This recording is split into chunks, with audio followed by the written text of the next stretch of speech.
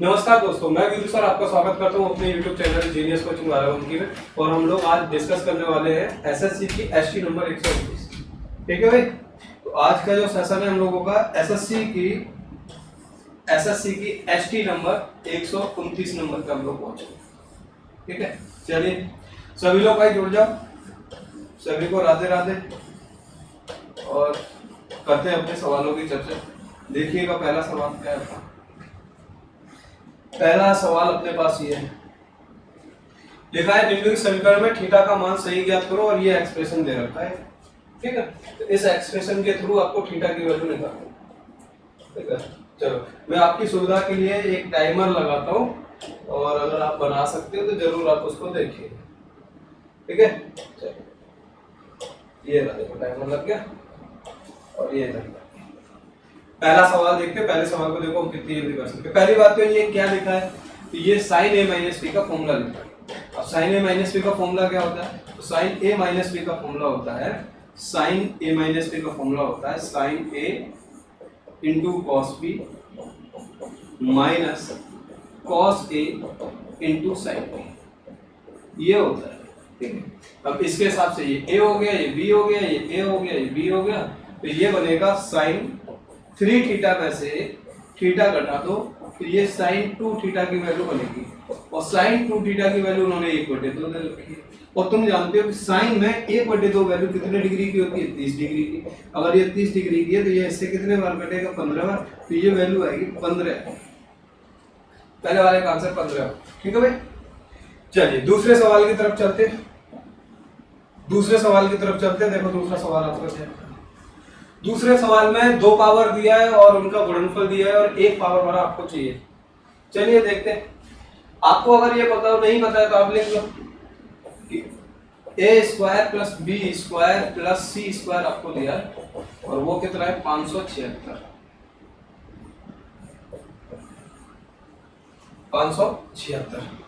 और आपको क्या दिया है, A B plus B C plus C दिया है। ठीक है, और आपको किसका मान चाहिए, a प्लस बी प्लस सी का मान चाहिए। तो आप एक काम तो कर सकते हो ना, क्या कर सकते हैं कि a प्लस बी प्लस सी का अगर आप होल स्क्वायर खोलोगे तो जनरली ये होता है a square plus B square plus C square plus 2 bracket में A B plus B C plus C, value put कर देते आ जाता है। ठीक है, वैल्यू पुट करते कहीं ना कहीं आंसर आपका आ जाता है। पर मैं आपसे बोलता हूँ कि आप इसको ऐसे टच ना करें। सवाल बनाने का अपने पास एक तरीका और होता है। अगर जब भी आपको पावर डाउन करनी है, A square plus B square plus C square की वैल्यू दे रखी है 576। अगर आपको पावर डाउन करके अगर एक पावर पे आपको मेंशन करना है सवाल, तो आप क्या करते हो, इसके साथ 2 जोड़ोगे। अगर प्लस में जाना है तो प्लस 2 करेंगे, माइनस में जाना है तो माइनस 2 करेंगे। अगर कहीं गुणनफल दिया है तो गुणनफल लिख देते हैं। गुणनफल कितना लिखा है 50। इसका मतलब क्या हो गया, 576 इधर था, 100 और आपको मिल गया। जैसे ही मिलेगा तो 676 हो जाएगा। और 676 जो है वो कितने का वर्गमूल है, वर्गमूल निकाल दो, ये 26 का हो। तो आंसर नंबर ए आएगा प्लस माइनस 26 का। ठीक है, तीसरे नंबर के सवाल को देखते हैं। देखो तीसरे नंबर का सवाल क्या है, ये क्या लिखा है, ए ने 900 रुपए में एक वस्तु खरीदकर बी को 25% लाभ पर बेची।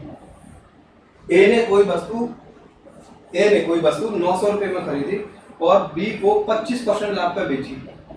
और 25% लाभ का मतलब है तुम 125% निकाल दो। और इसका अगर आप 125% निकालोगे, मतलब इसका 100 करोगे नीचे, तो 125% जब निकालोगे तो 25 निम्न 225 और 9 1 9 तो 11, मतलब बी ने इसको 1125 रुपए में खरीदा होगा। बोला बी ने इसे सी को बेचा और जो इसे 10% की हानि पर 1350 रुपए में बेचता है। कहने का मतलब सी जो है 1350 रुपए का मतलब है 10% की हानि का मतलब है कि तुम्हें 90 की वैल्यू दे रखी है 1350। और यहां से इसे काटोगे तो 1 का मान 15 आ जाएगा और 100 का मान आएगा 1500। इसका मतलब है कि सी ने इसको इससे 1500 रुपए में खरीदा होगा, तब उसने 10% की हानि पे 1350 में बेचा होगा। अब तुम्हें ये बताना है कि बी ने कितने प्रतिशत का लाभ कमाया। तो तुम ये समझ पा रहे हो कि 1125 में उसने खरीदा है, 1500 रुपए में उसने बेचा है। तो अगर आप यहां से उनके रेशियो अगर निकालना चाहो या यहां से निकालना चाहो तो आप जानते हैं 1125 इसकी वैल्यू है अब यहाँ से प्रॉफिट या लॉस कितना हुआ, तो अगर आप 1100 कम करोगे, मतलब 1100 अगर मोटा मोटा हटा दोगे तो कितना बचेगा, 1400 बचेगा, मतलब 400 बचेगा, 400 में से 25 घटाओगे तो 375 रुपए का उसे प्रॉफिट होगा। और इसको अगर आप परसेंटेज में बदलते तो लगभग 33% के बराबर आएगा, नियर तक पूरा हम देखो 33% इस सवाल का आंसर आएगा। देख लेना चौथा सवाल देखते हैं भाई, चौथा सवाल क्या है अपने पास आने वाला, चौथा सवाल देखते हैं। ये बोला है एक नारियल, यहाँ से हम थोड़ा सा बदल रहे हैं, थोड़ा सा ज्यादा बड़ा लिखा, ये क्या लिखा है देखो, चौथा सवाल देखो, बोला है नारियल तेल का सूची मूल्य इसके क्रय मूल्य से 15% अधिक किया जाता है, तो कितना कम करना चाहिए जिससे कि उसे लाभ या हानि ना हो।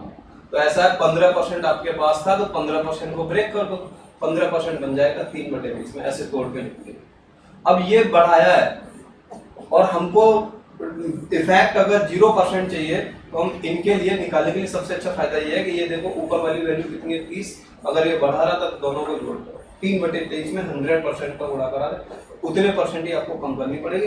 अगर इसको तुम भाग भाग कराओगे तो ये बनेगा 300 बटे कितना बनेगा 23, 23 का भाग दे दो तो 23 से कम 23, ठीक है, बचेगा कितना 7, 23 दिया 69, बचेगा कितना 1, इसका मतलब है कहाँ पे 13 सही 1/3, 13 सही 1/23, ये बी ऑप्शन इस सवाल का आंसर है। चलिए 5 नंबर सवाल की तरफ चलते हैं। 5 नंबर सवाल देखो है किसका, सिंप्लीफिकेशन का। सिंप्लीफिकेशन में देखते हैं इस सवाल का आंसर क्या रहा होगा। 28 डिवाइड बाई ये सब लिखा है तो मैं यहीं से कैलकुलेट करना स्टार्ट करता हूँ, ये 8 से 2 बार कटा। अब देखो इस वाले हिस्से को देखोगे तो कितना है, ये ऑफ लिखा है, ऑफ का वाला पहले गुणा करना है, इसका 25 सटे कितना हो गया 200, 200 में तुम्हें कितने का भाग देना 20 का, तो ये भाग जाएगा 10 बार। माइनस यहाँ देखोगे तो पहले ऑफ करेंगे, 25 पंजे 125, तो ये बनेगा 1 और ये बनेगा 125, तो तुम्हारे पास प्रोसेस के हिसाब से ये आया 28 डिवाइड 2, मतलब ये 25 है,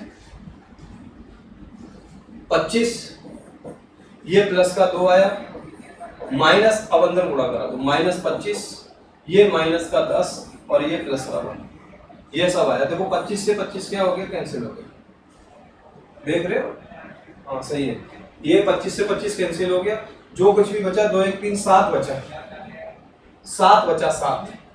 अगर ये कितना देखो 25 ये पूरा हिस्सा आया तो ये कितना होगा 25 प्लस 2 माइनस माइनस आ गया, ये 25 आ गया, ये माइनस 10 बचा और ये माइनस माइनस प्लस हो गया, और पीछे लिखा है प्लस का 125, ठीक है। देखोगे तो ये कितना है 28 डिवाइड बाई, यहाँ से बचेगा 10 में से 2 जाएगा 8, 8 में से 2 जाएगा तो माइनस का 7 और प्लस का 125, ये जाएगा माइनस 4 बार, प्लस का 125 लिखोगे, आंसर आएगा 121, 121 हमारे ऑप्शन में है भी, ठीक है। ये इस सवाल का आंसर आया होगा।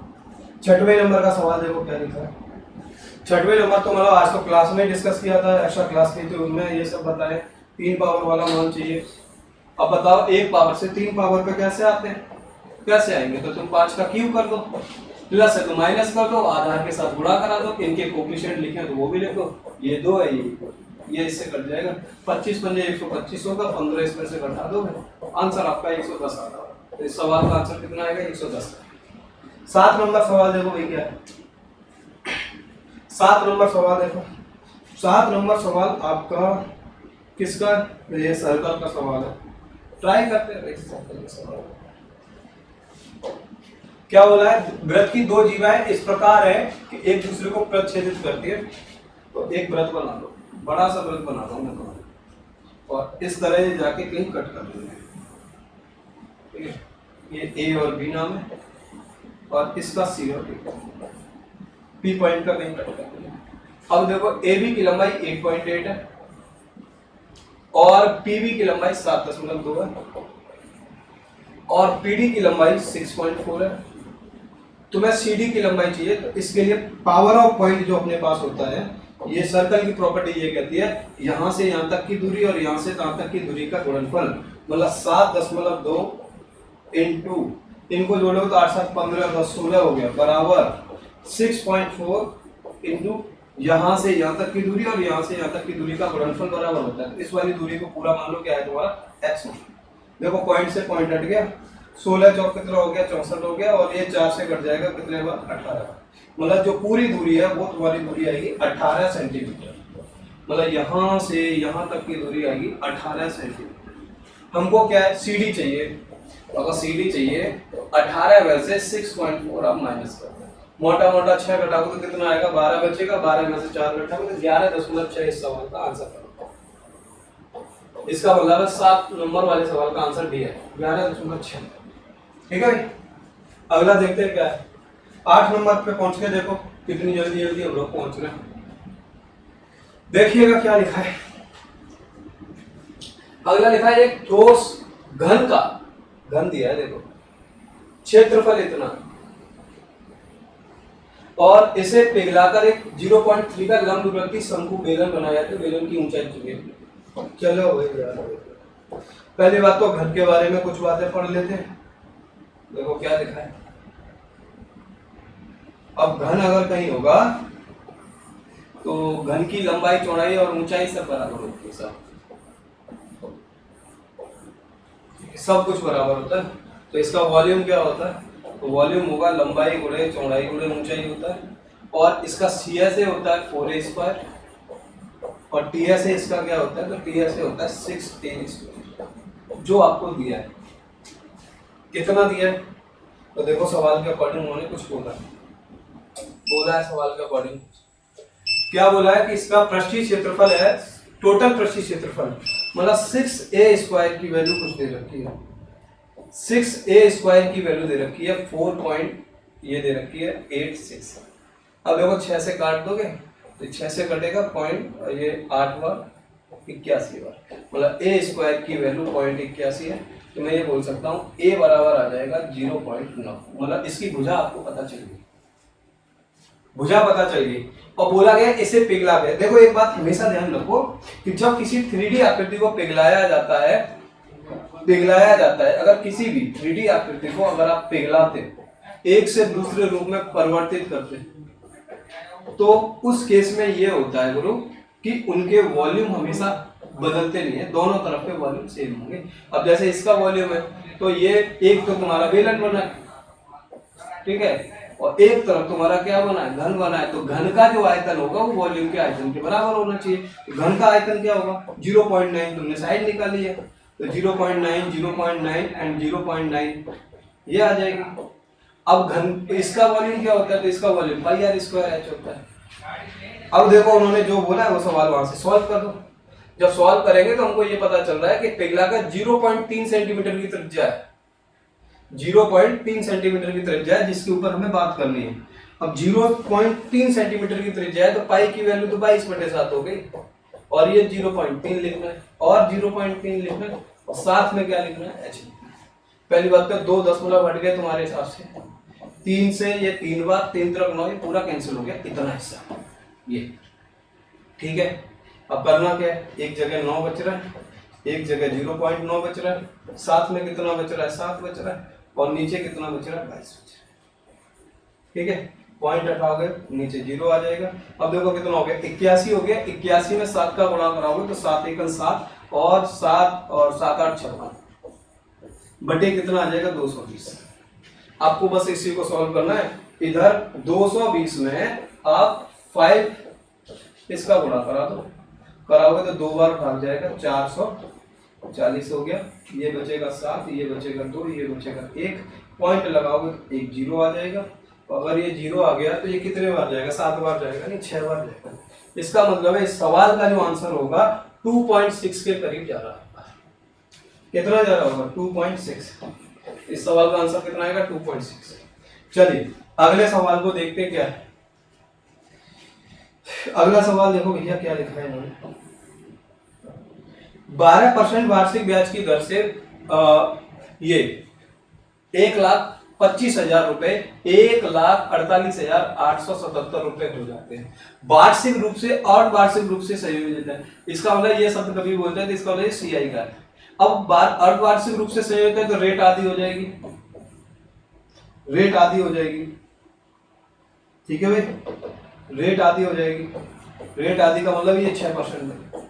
जब भी ईयर निकालनी हो तो ऐसे काउंट करो, छोटी वाली वैल्यू नीचे लिखते हैं 125,000 है, ऊपर लिखा है 148,877 लिखा है, और ये बताओ ये क्या होगा, तो इधर अगर तुम लिख रहे होगे तो इसको लिखेंगे 6/100, ये बनेगा 3/50।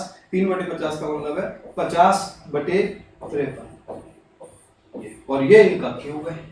तो इसका मतलब है अर्धवार्षिक रूप से 23, तो ये 3 जो निकलेगी, ये 3 आपकी छमाई निकल के आएगी।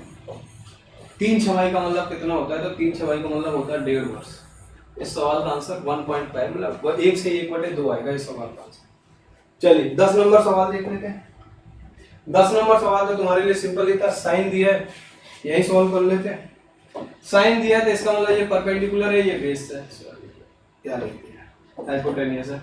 ऐसे फिगर आउट कर लो, ये एंगल बता दो, ये 9 है तो ये 41 है, तो ये वाला हिस्सा आएगा 40। कॉट की वैल्यू चाहिए, कॉट भी चाहिए, तो इसका मतलब है तुम्हें बेस अपॉन परपेंडिकुलर चाहिए। बेस अपॉन परपेंडिकुलर का मतलब है 40/9 इस सवाल का आंसर। इस सवाल का आंसर आएगा 40/9। अगला देख लो क्या है, अगला देखो, ये 11 नंबर सवाल देखो। बोला गया है क्रमशः 450 और 550 मीटर लंबी रेलगाड़ियां, 2 रेलगाड़ियां समांतर पटरी पर एक ही दिशा में चल रही हैं। ये सोचे नहीं, ये देखते ही एक ही दिशा में चल रही है, एक्स और वाई की चाल क्रमशः यही है। एक ही दिशा में चल रही, तो इसका मतलब है कि दोनों की चाल घट जाएगी। बड़े वाले में से छोटा वाला घटा दो, मतलब 86 में से 58 आप घटा दो। जब आप घटा रहे होगे तो ये बचेगा 6, और ये कितना आया 7। 7 का मतलब है 26 किलोमीटर पर घंटे का अंतर आ रहा होगा। और दोनों ट्रेनों की अगर अपनी लंबाई दे रखी है, तो इसका मतलब है कि उनकी टोटल डिस्टेंस कितनी बनेगी, तो ये 450 प्लस 550, टोटल डिस्टेंस आ जाएगी 0, 5 5 10, 4 5 9 10, 1000 मीटर की कुछ दूरी है। एक दूसरे को कितने समय में पार करेंगे, टाइम बताना है। आप लिख सकते हो 1000 बटे कितना लिख सकते हो 26। अब ये किलोमीटर पर आवर में, तो किलोमीटर पर आवर से मीटर पर आवर में जाने के लिए 5/18 का गुणा करा, 5 से देखो ये कितने बार कटेगा, 5 से ये कटेगा 200 बार, ठीक है। ये 2 से कटेगा कितने बार, 100 बार, ये 2 से कटेगा 13 बार। मैं समझ गया कि ये वाली वैल्यू आएगी 1800/13 आएगी। और 1800/13 आने का मतलब है कि अगर आप इसको कैलकुलेट करते हो, 13 का भाग अगर 1800 में देते हो, तो जो भी समय आएगा वो आपका आंसर आ जाएगा। 1800 लिखा, देखो 13 × 1 = 13, कितना बचेगा 5, 13 × 3 = 39, सही लिखा है ना, 5/18। ये 5 दूनी 10, 200, 100, ठीक है। कुछ गड़बड़ हो गया क्या, तो देखो कौन गया,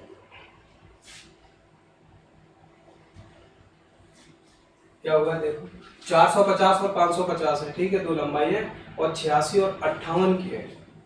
तो 86 और 58 की 10, एक दूसरे को कितने समय में पार करेंगे, समय बताना है, समय बताना है। देखो ये लिखा है 450 और 550 मीटर लंबी रेलगाड़ियां एक्स वाई दोनों एक ही दिशा में चल रही है, ठीक है। ये 8 बचेगा, बस यही गलती है हमारी, ठीक है। मैं इसको मिटा देता हूँ।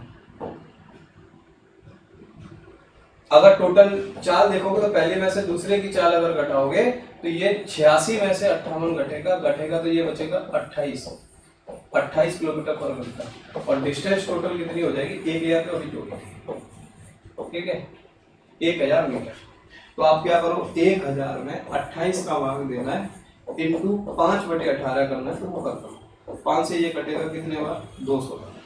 ये 4 से कटेगा कितने बार, 50 बार। ये 4 से कटेगा कितने बार, 7 बार। 18 पंजे 90, मतलब 900/7 आएगा।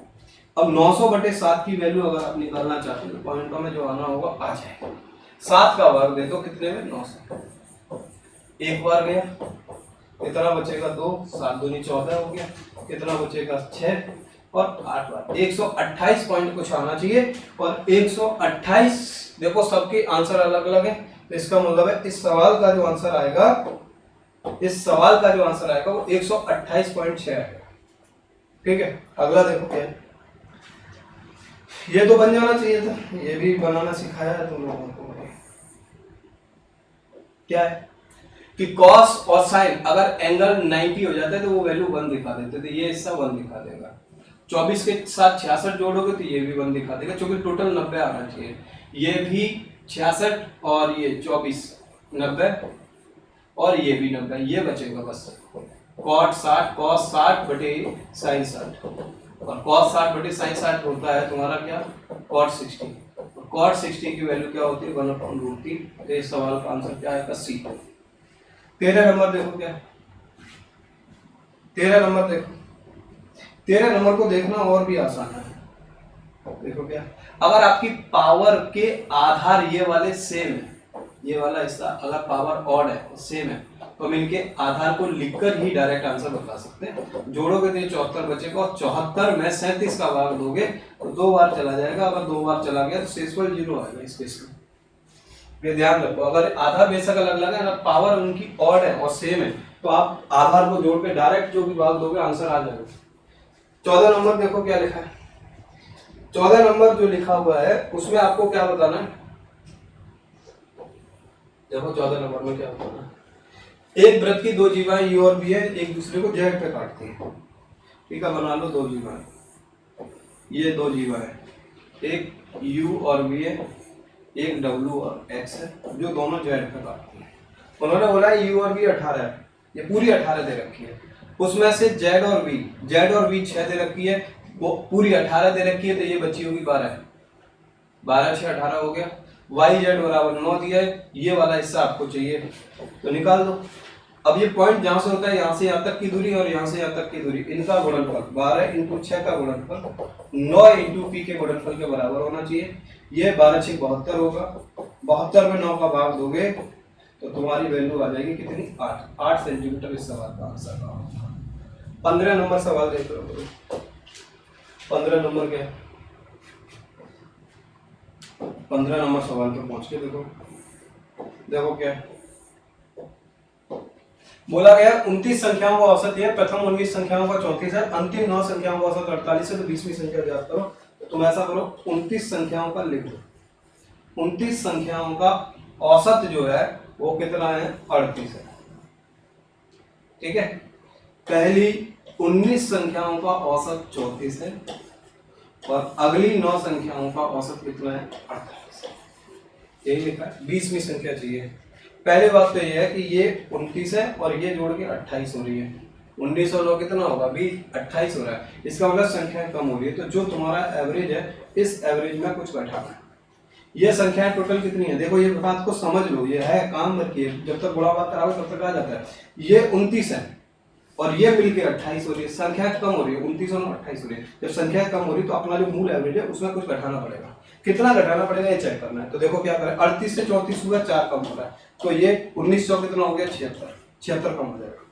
38 से 48 हो रहा है, तो इसका मतलब है इसमें 10 बढ़ रहा है, इसका मतलब बढ़ेगा कितना, टोटल 90 बढ़ेगा, टोटल कितना 90 है। अब देख लो 90 एक जगह ज्यादा है, एक जगह 76 कम है, तो कुल मिला के 90 और 76 4 इधर 80 14 इंक्रीमेंट हुआ होगा। इसे इसमें से घटा दो, 14 घटाओगे तो ये बचेगा 24। इसका ना इस सवाल का आंसर आएगा 24।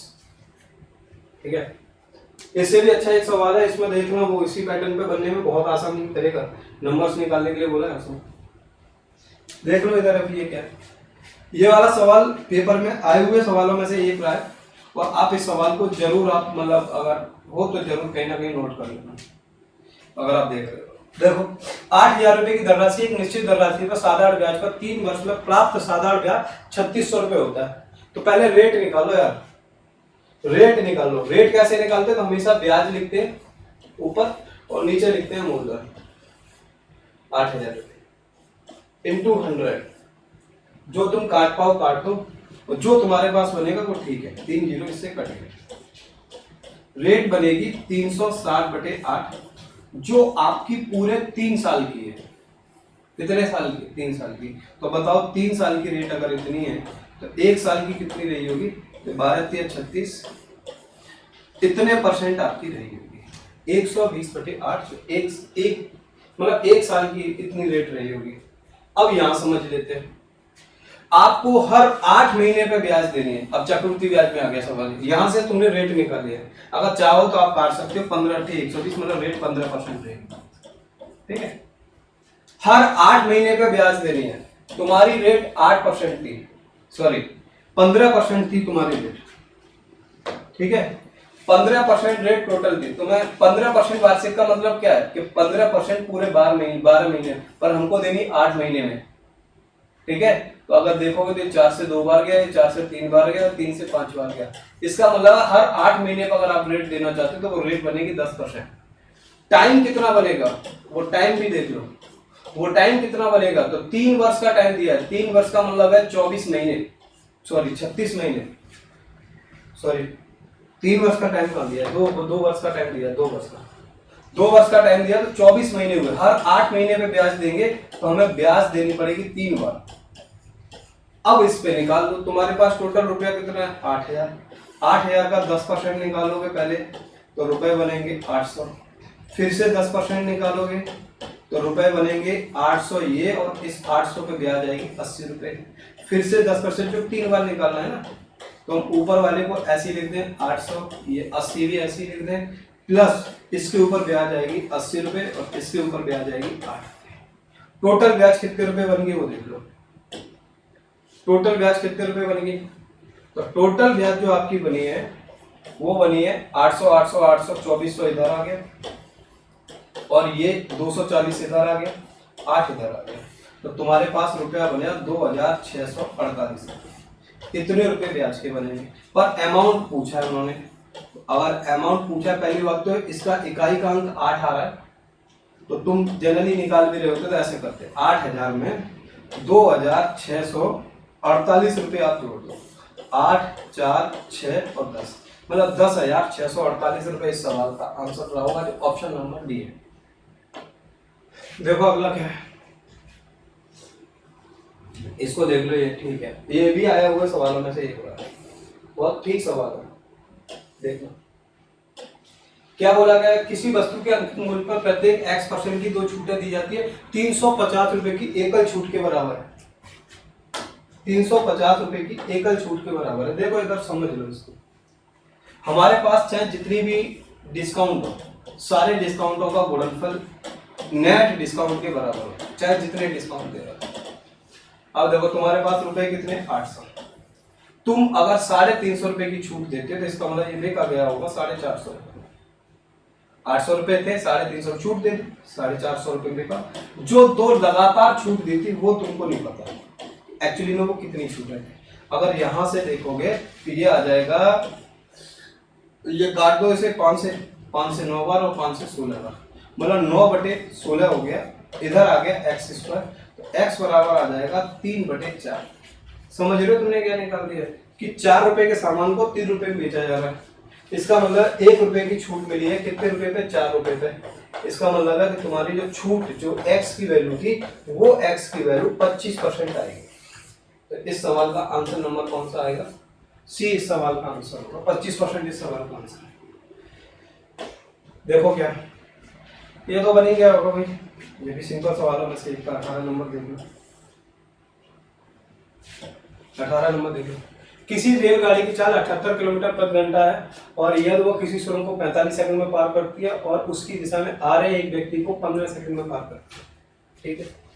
पहली बात तो यह कि अगर ये सुरंग को पार करेगी, सुरंग को, तो सुरंग पार करने का मतलब ये है कि अपनी लंबाई के साथ साथ सुरंग की भी लंबाई क्रॉस करेगी, ये उसके द्वारा तय की गई दूरी रहेगी, अपनी लंबाई के साथ साथ सुरंग की भी लंबाई क्रॉस करेगी, ठीक है। आगे क्या हुआ है, 6 किलोमीटर प्रति घंटे की चाल से चल रहे व्यक्ति को उसकी दिशा में चल रहा है, तो इधर 6 की स्पीड से व्यक्ति चल रहा है, ये कितने से चल रहे हैं 78 से, तो दोनों की चाल का अंतर कितना आएगा, तो 72 आएगा। 72 को मीटर पर सेकंड में चेंज कर दो, तो मीटर पर सेकंड में चेंज करोगे तो 20 की स्पीड होगी। 20 की स्पीड का मतलब है कि ये 15 सेकंड तक चल रहे हैं, 15 दूनी 30, 300 मीटर चलेंगे, जो इस ट्रेन की लंबाई होगी, क्योंकि किसी व्यक्ति को पार करने का मतलब होता है अपनी खुद की लंबाई चलना, तो ट्रेन की लंबाई 300 होगी, ठीक है। अब तुम जानते हो कि 78 सेकंड में जो 78 मीटर पर सेकंड से जो तुम चल रहे थे, जहां से तुम डिस्टेंस निकालोगे उस डिस्टेंस में अपनी लंबाई के साथ साथ उस सुरंग की भी लंबाई होगी, तो वो 45 सेकंड में पार किया। यहाँ पे 5/18 का गुणा करा दो दोनों, क्योंकि दूरी उसमें आ जाएगी मीटर पर सेकंड में। 9 से 2 बार चला जाएगा, ये सॉरी 9 से 5 बार चला जाएगा, और ये 9 से चला जाएगा कितने बार, 2 बार। ये 2 से कितने बार जाएगा, तो ये 2 से चला जाएगा, 2 की 6 2 बार, मतलब 39 का 25 में गुणा कराना है, ठीक है। 25 निम्मा कितना होता है 225, आ जाएगी हासिल 22, 25 दिया 75, 75 और 22 कितना होगा 87, और 87 75 ये सही है ना, 78 ही लिखा है, 78 किलोमीटर प्रति घंटा लिखा है या 45 सेकंड लिखा है, 6 किलोमीटर प्रति घंटा है। और ये दिशा में चल रहा है, अंतर घटाया, ये 12, ये 72, 6, 20 गुणा 15, 300, ठीक है, 15 गुणा 300 मीटर इसकी लंबाई हुई। 78 की स्पीड थी, 78 मीटर पर सेकंड से 45 सेकंड में पार कर रही है, तो 45 पे गुणा करा तो 5/18 ले लो, 9 से 5 बार, 9 से 2 बार, ये 2 दिया 6 39, ये 5 25 से ही कर 25 निम्मा 225 होता है, ठीक है। इसे थोड़ी देर में मिटा देते, ठीक है। 39 का 25 में गुणा करा ना, तो 25 निम्मा 225, 22 हासिल आ गई, और 25 दिया 75 हो गया, और 75 और 22 छोड़ोगे तो ये कितना आ जाएगा 7, ये 975 आ गया, ठीक है। तो उसमें से 300 मीटर आपकी ट्रेन की लंबाई है, तो 300 मीटर अगर ट्रेन हटा दोगे तो आंसर आ जाएगा 675, जो इस सवाल का आंसर है। तो तुम्हें सुरंग की लंबाई चाहिए थी, तो सुरंग की लंबाई कितनी आएगी 675। अगला देखो क्या है, एक थैले में क्या हुआ है, एक थैले में 1 रुपये 50 पैसे, 1 रुपये 2 रुपये 50 रुपए के मूल्य वर्ग के सिक्के दिए हैं, ठीक है। इनका अनुपात ये, सिक्कों की कुल मूल्य इतने रुपए है, तो बताओ क्या होगा। तो ये पहले तो ये देख लो, 1 रुपये 2 रुपये और 5 रुपये, 4 5 8, यहाँ से सिक्कों का अनुपातिक मान दिया, रुपए निकाल लो, इसके 4 रुपये बनेंगे, इसके 10 रुपये बनेंगे, 8 और 5 13, 8 5 40, टोटल रुपए जो आपके पास बनेंगे 40 10 50 54, उस 54 की वैल्यू 432 दे रखी है। अब काट दो, कट जाए तो एक की वैल्यू क्या आ जाएगी, तो 432/54 आ जाएगी। 2 रुपए के सिक्के चाहिए, जो कितने 5 5 का गुणा करना, कुल मिला के बात है। अब देख लो कितने बार जाएगा, तो ये मुझे लगता है 8 बार जाएगा, 8 बार, और 8 पंजे कितना हो गया 40 सिक्के होंगे 2 रुपए वाले। 20 नंबर सवाल देख लो क्या पहुंच गया, 20 नंबर सवाल देख लो, 20 नंबर सवाल है काबिल, ठीक है, समझने वाले सवालों में से बोला एक समद्विबाहु त्रिभुज है जिसकी 2 भुजाएं बराबर है। अब समद्विबाहु त्रिभुज है तो तुम जानते हो कि 2 भुजाएं बराबर है, ए बी और सी है, ये दोनों भुजाएं बराबर है, और ये एक एडी एक लंबाई है जो कितने सेंटीमीटर है 12 सेंटीमीटर, 36 इसका परिमाप है, ये भुजा और ये भुजा मान लो कुछ है, ये 12 रखनी है। 12 का मतलब तुम ऐसे समझ के चलो, ये अगर परपेंडिकुलर लाइन होगी तो यहाँ पर ऐसा पेयर बना के चलना है कि ये आसानी से उस भुजा पे पहुंच जाए, और तीनों भुजाओं का योग कितना आ जाए। तो जैसे 36 मीटर है, 36 को ऐसे तोड़ दो, 13 13 और 10, अगर मैं इन दोनों को 13 13 रखूंगा तो ये परपेंडिकुलर लाइन जो 12 है वो 5 5 में बैठ जाएगी, 5 12 13 का ट्रिपलेट बन जाएगी, इधर भी 5 12 13 का बन जाएगी, क्योंकि ये दोनों भुजाएं बराबर है। अब ये पूरी भुजा कितनी है, तो ये पूरी भुजा 10 है, और बीसी पूछा है तो ये 10 सेंटीमीटर इस सवाल का आंसर।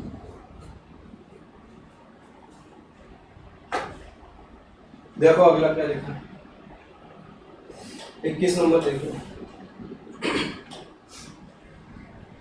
21 नंबर देखोगे, किसी वस्तु की कीमत में 28% की वृद्धि की जाती है तो उसके खर्चे में 12% की वृद्धि हो जाती है, तो बताओ खपत में क्या होगी। तो पहली बात तो यह खर्चा होता क्या है, इसका जो खर्चा होता है वो कीमत मतलब प्राइस इनटू खपत होता है।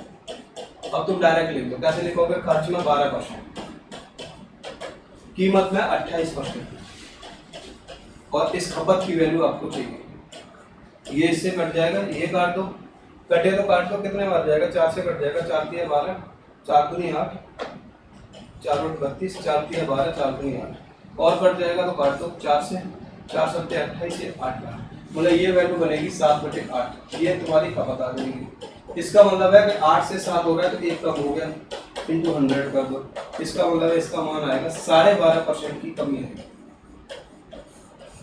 12.5% की कमी। तो वृद्धि वाले तो हट ही गए, ये सब हट के बी ऑप्शन इस सवाल का, बी इस सवाल का आंसर होगा। 22 नंबर देख लो, ये तो तुम सब कर ही लिए होंगे, इसमें ज्यादा परेशान होने वाली बात नहीं। टाइम एंड वर्क का क्या सवाल है देखो, बोला है ए किसी कार्य को 20 दिन में करता है, बी किसी कार्य को 25 दिन में करता है, दोनों ने 10 दिन तक मिलकर काम किया। तो पहले ए और बी के बारे में चर्चा ही कर लेते हैं। ए और बी के बारे में लिखिए, ए और बी, ये 20 दिन, ये 25 दिन। एलसीएम ले लोगे तो कितना आ जाएगा 100। ये इसकी कैपेसिटी 5, इसकी कैपेसिटी 4। दोनों ने मिलकर 10 दिन काम किया। ए और बी मिलकर 10 दिन की कैपेसिटी कितनी है 9, इसका मतलब 90 काम कर दिया होगा। बचा काम कितना होगा? तो बचा जो काम है वो 100 में से 90 अगर ये कर चुके तो 10 काम बचा होगा, और इस 10 काम को 10 दिन में करता है सी। तो 10 काम को 10 दिन में कर रहा है तो सी की कैपेसिटी 1 आ जाएगी। अब बोला है तीनों मिलके कितने दिन में करेंगे। अब देख लो, तीनों का मिलके अगर कैपेसिटी चाहिए 5, 4 तो पहले से ही था, सी की तुम निकाल चुके हो 1 है, टोटल कैपेसिटी 10 होगी। 100 काम था, 100 में 10 का भाग दे दो, इसका मतलब है तीनों मिलके 10 दिन में काम को करना है। इस सवाल का आंसर 10 है। ठीक है, अगला सवाल बहुत अच्छा, एवरेज का है, देखिए जरूर। ठीक है, एवरेज का अच्छा है, देखना, ट्राई मारना है। यहाँ बस एक गलती कर दे, ये 155 लिखा है, ये ठीक है, यहाँ पे 150.5 है।